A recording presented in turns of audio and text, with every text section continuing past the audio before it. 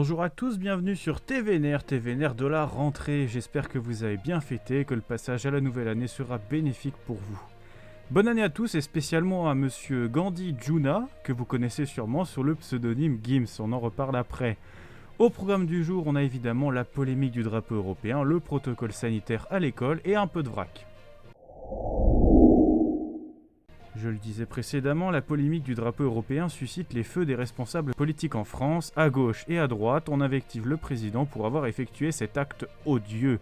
Mais alors quel est cet acte ? Eh bien de tout simplement mettre en étendard le drapeau européen sous l'Arc de Triomphe, remplaçant ainsi le drapeau français. Madame Pécresse, Monsieur Zemmour, Monsieur Mélenchon, Monsieur Ciotti, Madame Le Pen sont tous effarés de voir ça et dénoncent une faute et même un outrage. Pourquoi avoir mis ce drapeau européen déjà en premier lieu ? Simplement pour la présidence de la France au Conseil de l'UE. Les Échos ont fait un papier pour l'expliquer, je vous lirai que le début. Le Conseil de l'Union Européenne, aussi appelé Conseil des ministres de l'Union Européenne, ou plus sobrement Conseil, est une institution de l'UE au même titre que le Parlement Européen ou la Commission Européenne.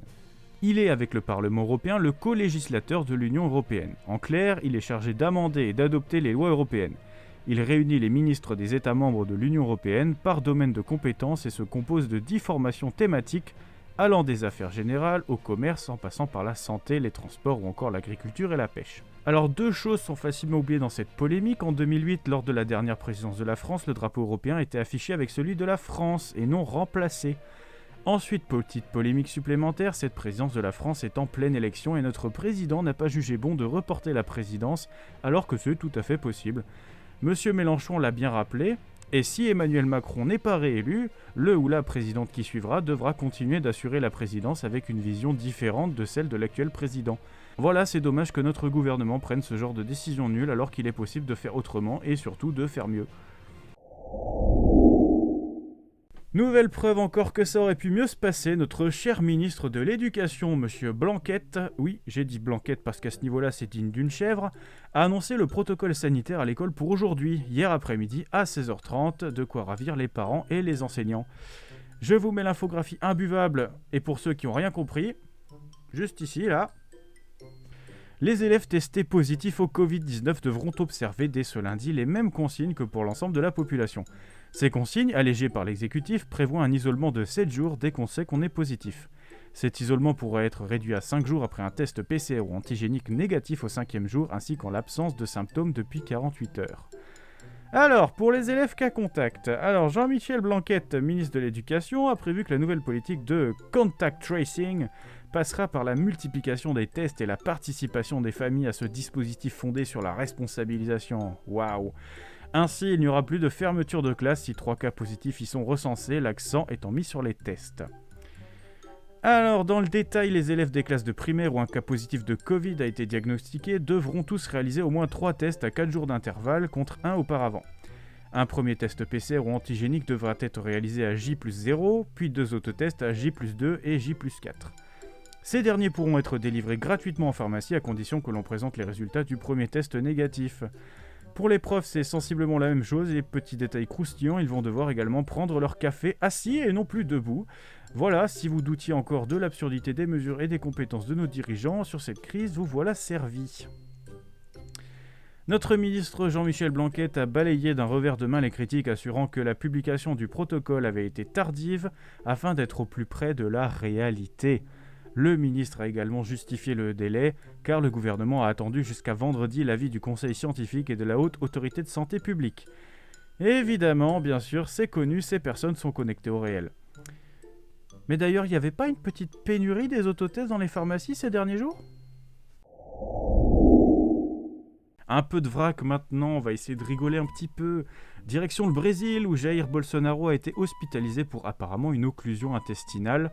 Ça résulte d'une tentative d'assassinat qu'il a subie en 2018 au couteau. Voilà. C'est pas super rigolo, mais c'est quand même cocasse pour un président qui aura fait chier beaucoup de monde de pas réussir à chier. Deuxième actualité en vrac, c'est la fermeture d'un média de Hong Kong, Citizen News, le 3e depuis juin. En effet, en juin, le journal pro-démocratie Apple Daily a fermé après le gel de ses actifs et l'arrestation de ses dirigeants. Stand News, le 2e, a fermé ses portes la semaine dernière avec 7 arrestations en lien avec ce média. Parmi elles, son rédacteur en chef Patrick Lam et son prédécesseur Chung Pui-ken, depuis inculpés pour conspiration en vue de réaliser une publication séditieuse. Voilà, donc un motif bien fumeux. À quelques exceptions près, les médias locaux se plient de plus en plus à la ligne officielle, tandis que l'exécutif a fait du radiodiffuseur de service public RTHK un organe proche des médias officiels chinois qui sont soumis à une étroite censure. Voilà encore une preuve que la liberté de la presse est menacée en Chine, que le gouvernement chinois est une dictature menée par des fascistes, et cette fois le mot est bien utilisé, et qu'il faudrait peut-être réfléchir à arrêter de traiter avec eux. Dernière news en vrac, évidemment, j'en parlais dans l'intro, c'est Gims qui a créé la polémique après ses propos. Je cite « S'il vous plaît, avec les bonnes années, nouvel an, laissez-moi avec ça, vous savez bien que je n'ai jamais répondu à ça, et vous continuez à m'en envoyer tout le mois de janvier, février, blablabla. C'est les musulmans, donc musulmans, la plupart qui m'envoient ça. Est-ce que les compagnons du prophète ont fêté le nouvel an ? Non, les gars, s'il vous plaît, arrêtez. Venez les musulmans, on se concentre un peu sur nos trucs à nous. » Bon, monsieur Boudin Noir, outre le fait de parler comme ça te fait passer pour un idiot, c'est un discours de séparatiste et de communautarisme. En France, on vit tous ensemble, on a des traditions communes au-delà de nos religions et on accepte que même si ces fêtes ne sont pas issues de notre culture originelle, elles entrent dans une espèce de culture commune. Pour appuyer bien sûr mes propos, selon Shems Eddin Hafiz, désolé si j'écorche le nom, recteur de la Grande Mosquée de Paris, les musulmans peuvent fêter la nouvelle année. Bien évidemment que la réponse est affirmative, il s'agit de partager un moment de joie et de bonheur, cette fraternité humaine ne peut être remise en cause, il s'agit pour les musulmans de partager des valeurs humaines avec ses concitoyens sans remettre en cause leur foi, détaille-t-il dans les colonnes du Parisien. Bref, monsieur Gims, si ça vous plaît pas avec la France après vous avoir tout donné, vous emmerde, cassez-vous et emportez vos idées puantes avec vous. C'est tout aujourd'hui pour cette TVNR, merci d'avoir regardé jusqu'au bout. Pour suivre chaque semaine les différentes TVNR, pensez à vous abonner et rétribuer la vidéo d'un pouce vers le haut si elle vous a plu.